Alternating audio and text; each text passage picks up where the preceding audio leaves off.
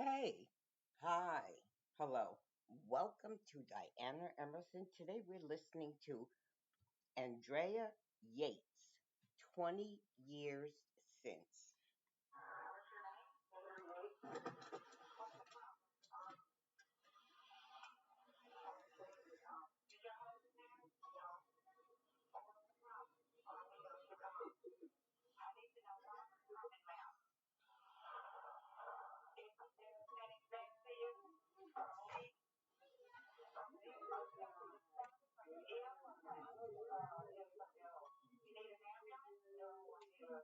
We're going to bring you some breaking news now out of the Clear Lake area. Houston police say they were called to check out a welfare scheme. We do know that within the last couple of hours, it happened at the house you see behind me here. The father is a nuts engineer. Police say while he was at work, his wife was malfunctioning.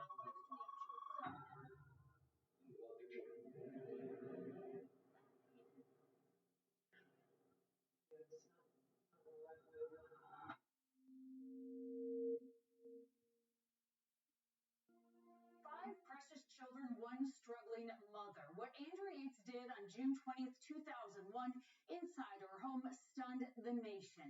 The then 36-year-old mother called 911 herself to report she had drowned her children. The years that followed were no less dramatic. An overturned conviction based on false testimony and a second trial that sent Andrea to a state hospital where she remains today. All of it shined a light on mental illness and exposed Andrea's demons that led to her children's deaths. We get a call around 9:30, about 9:30, 9:35, somewhere around there. Nice clear day and nice day. And you didn't expect that at all, of course, but you never do. On the morning of June 20th, 2001, she had breakfast on the table. They were eating cereal. 36-year-old Andrea Yates waited for her husband to leave for work, fed her children breakfast. I checked and the milk was cold. And then one by one took them to the bathroom and drowned them. I forgot how the call came in. I think it maybe just came in as a response to the sick call, or I don't think it came in as I know it didn't come in as a drowning. John Delbosky, I'm the paramedic who pronounced it. A Houston firefighter, paramedic for 36 years, responded. It was a police officer that may have beat me there maybe about 5 minutes before I did. And as he walks out, first thing he says to me is, she killed all of them. And when he said that, I had no idea. I thought maybe mom, dad, husband, family. No idea what he meant by that. So I walked in, and that's when I found the four kids in the bedroom, all lined up. She had covered them. She didn't cover their heads, just up to their neck, and you could see all their faces. And they looked like, to me, they looked like little porcelain dolls. Four children, 5-year-old John, 3-year-old Paul, 2-year-old Luke, and 6-month-old Mary, who was cradled in John's arm, all dead. Dobosky thought they had been poisoned. 7-year-old Noah was still in the bathroom. As I was walking out, I saw a trail of water. And when I saw the trail of water, I kind of followed it, and it led into the bathroom. And that's where I saw the oldest child. I believe that was Noah, if I can remember correctly. And he was still in the bathtub, face down. He was just bobbing in the water. That's when I realized she drowned. So yeah, that was that day. Seeing five, deceased kids, babies, it's pretty difficult. It's pretty difficult to see that. So yeah, it's probably, well, obviously there's no worse call, I think. Yeah. It happened in the house you see behind me. Soon media and more police descended on the 900 block of Beachcomber in Clear Lake, Texas, southeast of Houston. Children. The children's father, Russell Rusty Yates, rushed home. Delbosky remembers his brief conversation with the woman whose actions would dominate headlines. She was sitting on the couch, and I believe that officer had her in handcuffs, and she was just sitting on the couch, just kind of glaring at the wall, real like in a gaze, just like a little zombie, just had no clue what she did, because she had no tears or anything like that. We made small talk. She had a bus out back, and I asked her, I really didn't ask her, I go, man, there's a bus out back. And she said, yeah, we used to live in it. Andrea and Rusty, a NASA engineer, were married in 1993. Children soon followed. They wanted a big family. Rusty shared many home videos like these online as a memorial to his children. The family moved from the converted bus to this modest home after Luke was born. Andrea homeschooled them. Her mental state was deteriorating. In 1999, she had a mental breakdown, overdosed, and was hospitalized, the first of 4 hospitalizations in 2 years. One doctor advised against having more children. Then Mary came in late 2000. I said, "Is anyone hurt?" And she said, "Yes." And I said, "Who?" And she said, "The children." Rusty quickly faced the cameras. A day after he lost all of his children, he clutched a family photo and voiced his support for Andrea. She loved those kids. Read up as much as I possibly could about women's mental health. George Parham had been hired as her attorney hours earlier, a referral from a lawyer who knew her family. I just knew what it was about. So I hesitated to call him back. In the back of my mind, knowing that this would be a mind-changing event in my legal life and personal life. But I did, and I was right. And the next morning at 7:30, Andrea's mother, her 2 brothers, came into my office, hired me, and 20 years later, here we are talking about it, right? Parham was not only her attorney, but a staunch advocate, and now like family. She's like my daughter. Yep. He educated himself about women's mental health and postpartum depression and went on the interview circuit. It was important for me to try to level the playing field. He remembers his first interaction with Rusty. It was at the Harris County Jail. Parham met Andrea that same day. The depths of her illness was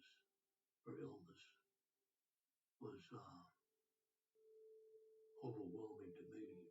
I remember so well looking and at her, and she had no pupils in her eyes. She didn't know why she needed a lawyer. She believed that Satan lived within her, and she, for the benefit of mankind, wanted to be executed so that the ruler, as it is so stated in the Bible, and realistically is the governor of Texas, right, could execute Satan, and therefore she would be able to save the world from Satan. In interviews with police, Andrea said she killed her children because she was not a good mother. She told a county psychiatrist she wanted to save them from Satan. Why would Satan want you to do something that saved your children? Yeah. Because the act would condemn you.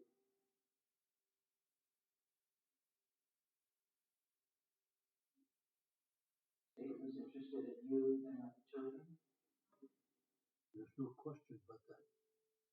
Andrew's world at that time was her psychotic state. And when you're in a depths of psychosis, you make decisions based on that world that may otherwise not be an appropriate call.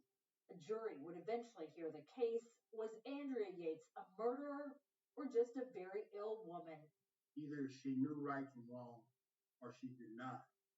And that's what we accomplished in the first trial, what we tried to do in the second trial.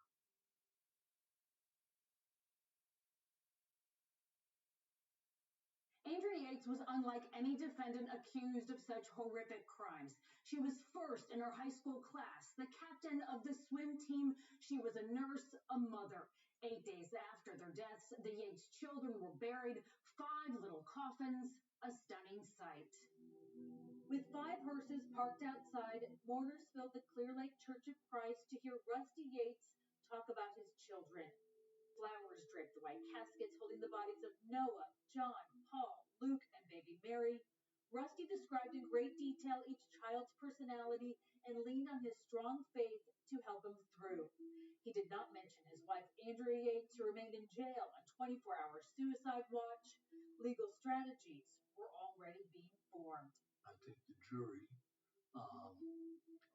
looking at Andrea, can't imagine how a sane mother would do what Andrea did. Um, and so I think going in, there was a level basis for insanity. Andrea had attempted suicide twice, was admitted to psychiatric hospitals, and treated for postpartum depression and psychosis before the drownings. Early on, her attorney, George Parham, revealed he was considering an insanity defense. A judge issued a gag order. There were questions about whether the state would seek the death penalty. The following February, her case went to trial. Our strategy basically was to focus the jury's attention on the law, both the common sense definitions and how they correlated with the scientific definitions, and to make it a case that was simply did she know right from wrong. That was all the state had to prove. Experts agreed that Andrea, with a history of mental illness, suffered from postpartum depression and schizophrenia, but defense and prosecution witnesses disagreed about how severe her illness was or whether it kept her from knowing right from wrong. In March, she was convicted. The state wanted death. The jury sentenced her to life in prison. After the verdict, her family said Rusty shared some responsibility. She had little help at home and was in a downward spiral, they said.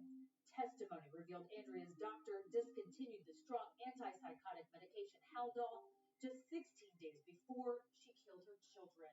Obviously very disappointed. Rusty always said he worked hard to get his wife the medical help she needed. He was never charged. He filed for divorce in 2004. We all stand behind Andrea. I'm Tom Cook. In 2005, more than 2 years into Andrea's life sentence, a bombshell. Said to be shocked but happy today when she heard that her conviction had been overturned. We took it all the way up. An appeals court overturned Andrea's capital murder convictions and ordered a new trial. Joe Ownby, now retired and living in Kentucky, was the lead prosecutor. Art Dietz was our expert on the first case. He was very well known nationally. And he testified that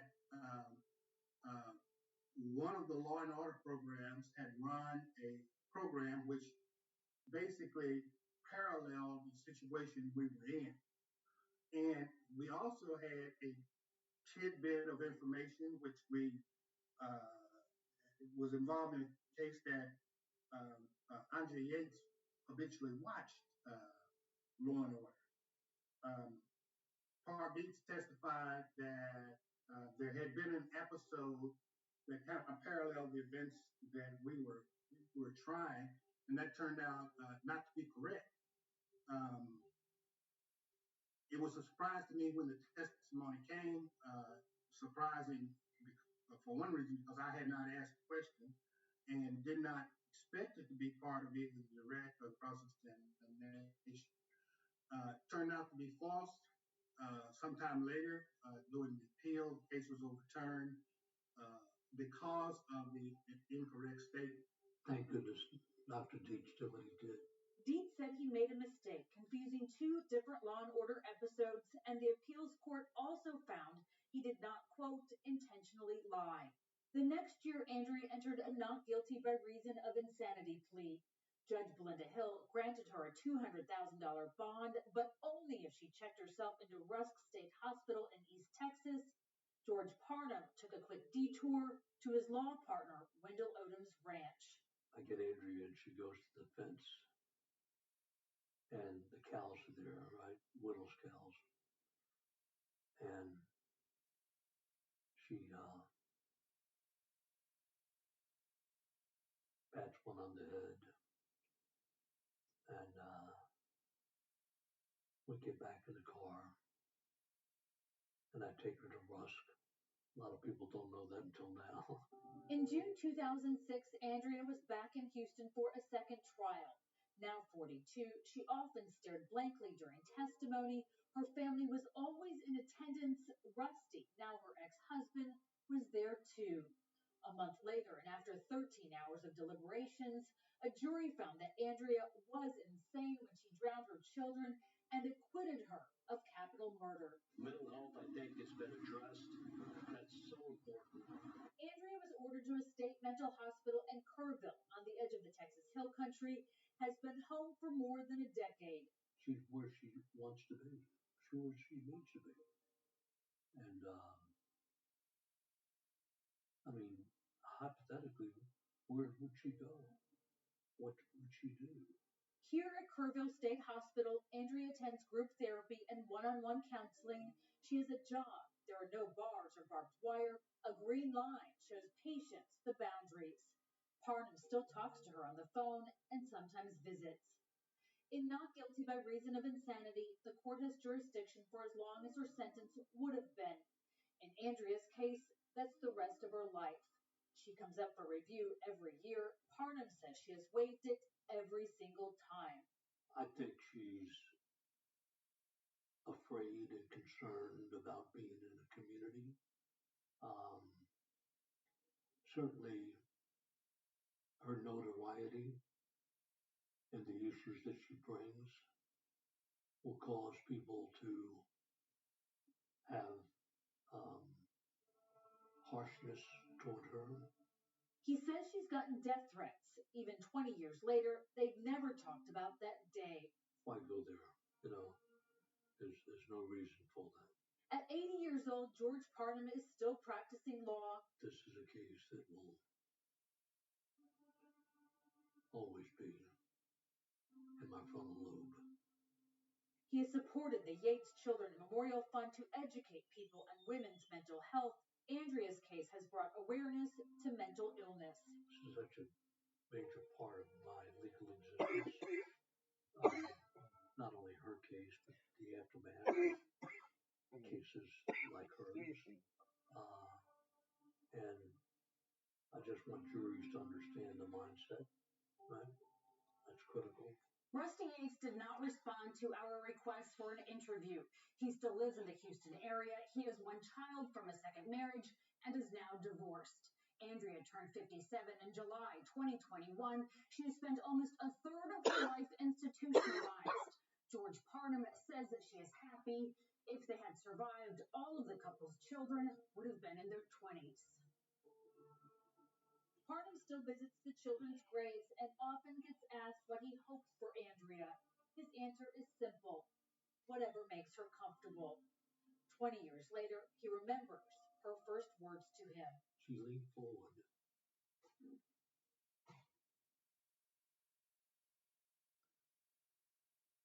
And she said, whispered something, and I had to lean forward to hear what she said. And she said, please don't leave me alone. And I